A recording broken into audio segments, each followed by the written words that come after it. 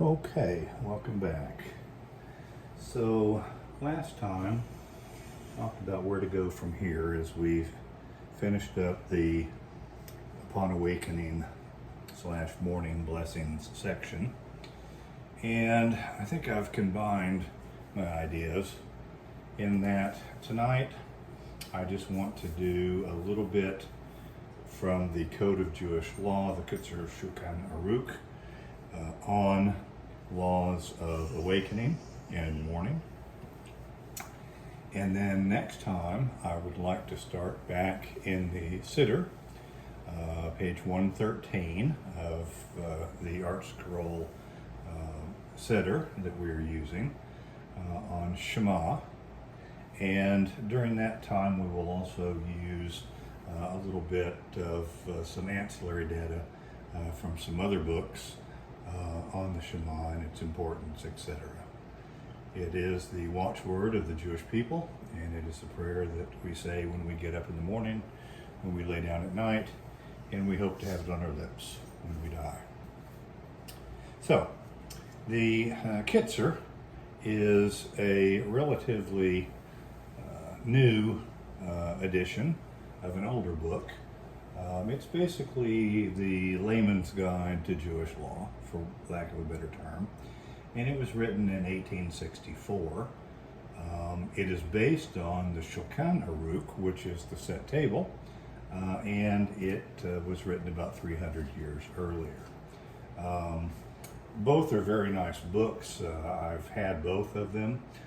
Since we've moved, I've not seen my previous full Shulchan Aruch, but I am enjoying the Kitzur. Okay, so moving on to rules of the morning. It lays them out as rules of conduct upon rising in the morning. Beginning, I've set the Lord always before me, Psalm 16:8. The aforesaid is a cardinal principle in the Torah and a fundamental rule of life among the pious. For the attitude and conversation of a man when he is in the presence of a king are not the same as when he is in his own house among his family and intimates. In the presence of royalty, a man takes special care that his speech and demeanor be refined and correct. How much more should a man be careful of his deeds and words, realizing that the great King, the Holy One, blessed be he, whose glory fills the entire universe, is always standing by him and observing all his doings. As it is said in the scriptures, can a man hide himself in the secret places that I cannot see him, says the Lord, do I not fill heaven and earth? Jeremiah 23:24. Bearing this in mind, he will acquire a feeling of reverence and humility, and he will be ashamed and afraid to do anything wrong. A man should be conscious of the presence of God, even while lying in bed. As soon as he awakens, he should acknowledge the loving kindness of the Lord. Blessed be he, inasmuch as the soul, which was committed to God, faint and weary, was restored to him, renewed and refreshed, thus enabling him to serve God devotedly throughout the day. For this is the goal of every man, as it is said, they are new every morning, great is thy faithfulness, Lamentations 3:23, which means every morning man is like a newborn living being, and for this he must thank God with all his heart. While still in his bed, he should say, I thank thee, O living and eternal King, who has mercifully restored my soul unto me, great is thy faithfulness. One may say this prayer, although his hands are not yet washed, since the name of God is not mentioned in it. And of course, we talked about this particular blessing earlier. Goes on to talk about a few other things, and I'm enthralled by the superstition in some of these books. And I think we'll see that in upcoming here in just a minute. But I'm enthralled with the way religious thinking changes. And I think if you look at the Bible only as a archaic book of rules, regulations, and stories, then you're going to miss out, certainly. And if you only look at it as an old book, but don't try to translate it into your own generation, you're likewise going to leave the table lacking. It goes on to say Psalms and other portions of the Pentateuch, prophets, and hagiographa, which ordinary people do not know by heart, must not be recited by heart, even by one who is well versed in them. A blind man, however, may recite any portion of the Torah by heart. So I think there was some fear of getting it wrong, and then also some fear of appearing high and mighty, like I'm much better at reading Torah than you are. And we talked about the blessing over the seat and how that is feigned being read on the stitching on the neck rather than simply saying it and putting on the talus for that very purpose.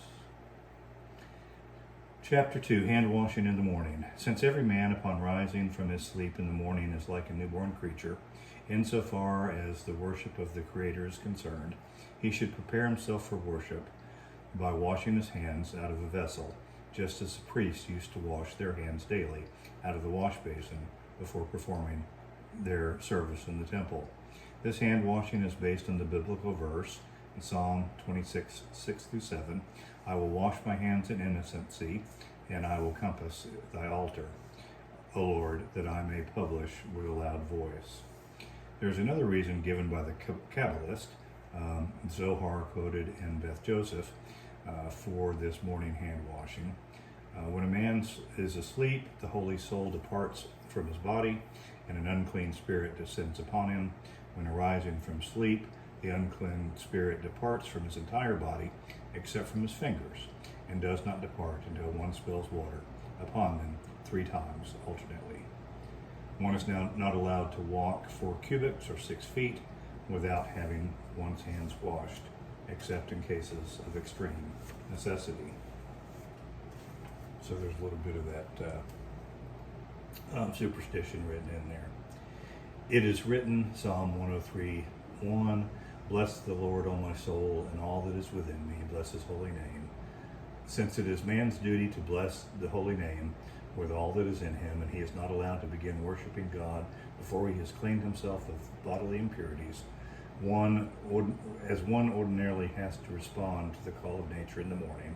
Therefore, one should not pronounce the benedictions over washing the hands in the morning until one has eased oneself, then wash the hands again, pronounce the necessary benediction, and afterwards proceed to the rest of the benedictions as given in the prayer books. So we talked about this as well. That's why when you go to New York City, the sinks are both inside and outside the bathroom. You wash your hands for cleanliness the first time, you wash them the second time ritually. Hands must be washed on the following occasions: on awakening from sleep, on leaving the lavatory or bath, after paring one's nails, after having one's hair cut, after taking off the shoes with bare hands, after having sexual intercourse, after touching a vermin or searching the clothes for vermin, after combing one's head, after touching parts of the body which are generally covered, after leaving a cemetery, after walking in a funeral procession, or after a house where a corpse lay, and after bloodletting. So interesting. They thought that these were things that would perhaps cause ritual impurity, and therefore washed to be safe. It then talks about, we're talking about undressing and deportment in chapter 3. It talks about putting on your clothes underneath the covers, basically, so as not to, even when you're all by yourself and the shades are drawn, etc., for modesty. Since the scriptures has given importance to the right hand, choosing it to perform certain divine commandments, such as the sacrifices when the priest dipped his finger in the blood and sprinkled it 7 times on the altar, Leviticus 4:6, on the thumb of the right hand and the great toe of the right foot of Aaron and his sons during the consecration of the temple, Leviticus 8:23 and 24, and in the ceremony of Halitza, Deuteronomy 25:5-10. Therefore, when dressing ourselves, we must always give preference to the right hand or foot over the left. But when removing shoes or other articles of apparel, the left comes first. With regard to fastening a lace, the left should be given precedence because to fill in are fastened on the left or generally weaker hand. Any knot, therefore, should be made on the left side first. When our shoes have laces, we first put the shoe on the right foot without lacing it, then we put on the one on the left and lace it, and afterwards we lace the one on the right. This method of dressing applies to all other articles of clothing. And interestingly, 2 garments should not be put on at one time because it is harmful to one's memory. Interesting. Another one that I found very interesting. A man should be careful not to pass between 2 women, 2 dogs, or 2 swine, nor should 2 men permit a woman, a dog, or a swine to pass between them. So I have no idea what that was based upon, but I think it's very, very interesting. If I had a nickel every time my dog passed between me and my wife, or vice versa, I'd probably be a rich man. So thankfully our attitudes have changed. We no longer believe in slavery, thank God. We no longer believe in sacrifices for the purpose of becoming right with God, at least not animal sacrifices, although some people think the sacrifices will resume in the third temple. I think since there will not be any bloodshed during that time, I think it will probably be the vegetable, spices, etc. Anyway, okay, moving on. I'm going to conclude with this. This is cleanliness of places used for holy purposes, chapter 5. It is written, Deuteronomy 23:14-15, Thou shalt cover that which cometh from thee, for the Lord thy God walketh in the midst of thy camp. Therefore shall thy camp be holy, that he see no unclean thing in thee. From this, the rabbis of blessed memory have deduced that whenever the Lord our God walks with us, that is, when we are engaged in a holy task, such as reading the Shema, a prayer, the study of the Torah, or the like, then the place must be holy, so that no uncovered excrement may be found there, and that nothing unseemly should be visible to anyone who worships. It is forbidden to even think of anything holy in a place where there is anything unseemly or that produces a bad odor, unless it is covered. Deuteronomy 23:14. Hope you found that interesting. I find it very, very interesting. On Sunday, we will continue with Shema, the Lord willing. And thank you once again for joining me. I've noticed the views have ticked up, and I really appreciate that. Like I said, if you have any questions, just jot them down there. Or if you have any comments, I do appreciate them. Otherwise, until Sunday, have a good rest of the week. Have a good Sabbath or Lord's Day, whichever you happen to celebrate. And we'll see you then.